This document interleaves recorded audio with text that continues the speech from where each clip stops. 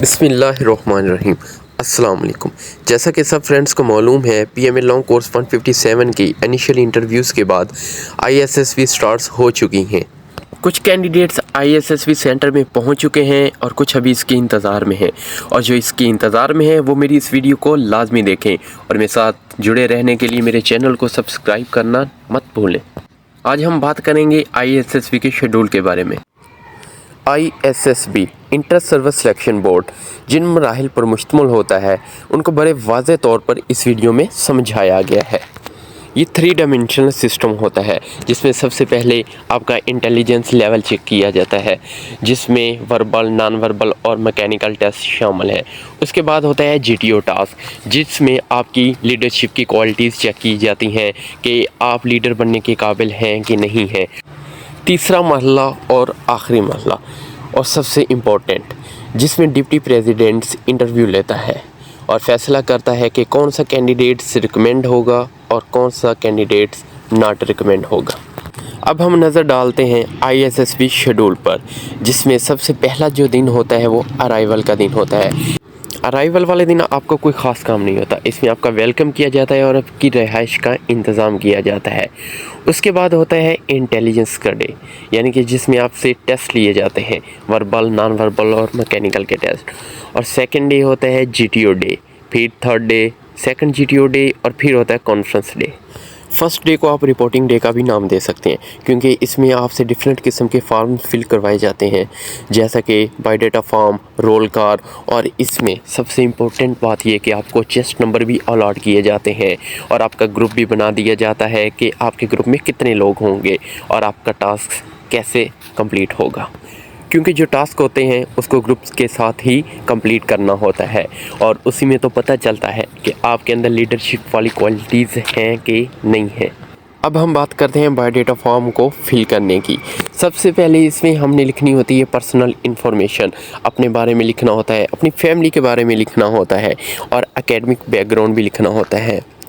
और इसमें हम क्या पसंद करते हैं, अपनी हॉबीज़ लिखनी होती हैं, गेम्स कौन सी खेलते हैं और हम कोई एक्स्ट्रा एक्टिविटीज़ करते हैं तो वो भी इसमें शुमार होती हैं।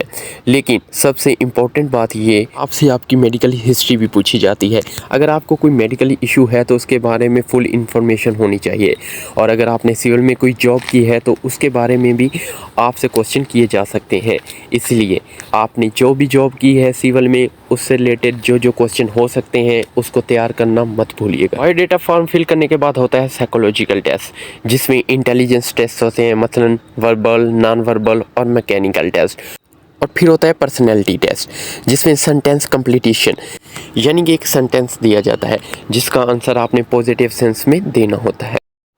फिर होता है वर्ड टेस्ट, यानी कि वर्ड एसोसिएशन टेस्ट, जिसमें स्क्रीन पे आपको कुछ वर्ड दिखाए जाते हैं और आपने चंद सेकंड्स के अंदर उनको कंप्लीट करना होता है और उनका आंसर हमेशा पॉजिटिव होना चाहिए। इसके बाद होता है स्टोरी राइटिंग, जिसमें पिक्चर स्टोरी और पॉइंटर स्टोरी दोनों ही आती हैं, और इन दोनों में आपको हमेशा एक पॉजिटिव सेंस के थ्रू कंप्लीट स्टोरी लिखनी होती है। पिक्चर स्टोरी में आपको स्क्रीन पे एक पिक्चर दिखाई जाती है जिसके बारे में आपने पॉजिटिव स्टोरी राइटिंग करनी होती है। पिक्चर से सिर्फ आपको किरदार लेना होता है कि आया वो लड़का है या लड़की है, लेकिन स्टोरी जो लिखनी होती है वो आपने अपने सेंस के मुताबिक लिखनी होती है।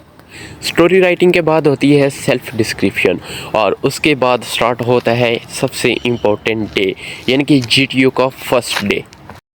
First day of GTO task में सबसे पहले होती है हमारी ग्रुप डिस्कशन, और फिर हमारी होती है ग्रुप प्लानिंग, फिर होता है प्रोग्रेसिव ग्रुप टास्क, और फिर हाफ ग्रुप टास्क, और उसके बाद होता है इंटरव्यू। और इंटरव्यू से घबराने की ज़रूरत नहीं, क्योंकि इंटरव्यू में तो वही पूछा जाएगा जो आपने जीटीओ के फर्स्ट डे में परफॉर्म किया है, और जो आपने परफॉर्म किया है वो आप ही बेहतर जानते हैं और उसका आंसर भी आप ही बेहतर दे सकते हैं।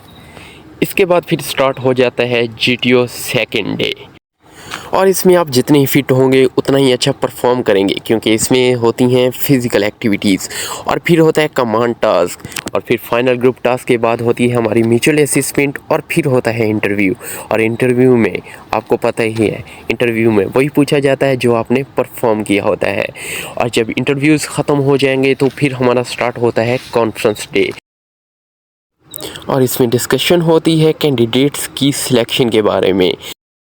और इसका फ़ैसला होता है आपकी परफॉर्मेंस के मुताबिक, यानी कि आपने इंटेलिजेंस लेवल में कितना परफॉर्म किया है, जीटीओ टास्क में कितना किया है, और आपने डिप्टी प्रेसिडेंट को इंटरव्यू में कितना मुतासर किया है। बाज़ दफ़ा ऐसा होता है कि कुछ कैंडिडेट्स को री इंटरव्यू के लिए भी बुलाया जाता है। ISSB से रिलेटेड मोर इन्फॉर्मेशन के लिए मेरे चैनल को सब्सक्राइब करें और लाइक करना मत भूलिए। शुक्रिया।